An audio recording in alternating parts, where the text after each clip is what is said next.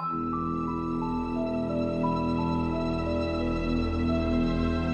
was inspired by a book called The Book of Jay, which was written by a professor at Yale, Harold Bloom. He's a literary critic.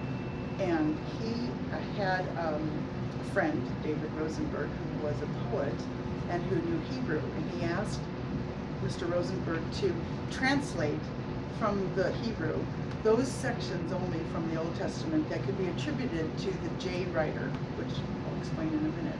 And so, and that would leave out a whole bunch of things.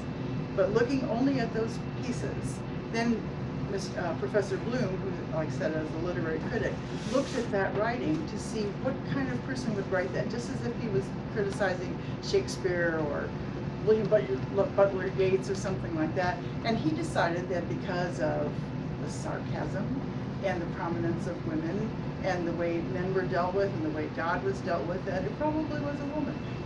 There was a kind of feistiness to it that didn't seem to match some of the other parts of the Bible.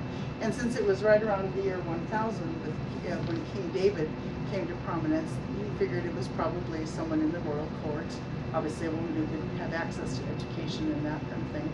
And so I made her the daughter of King David.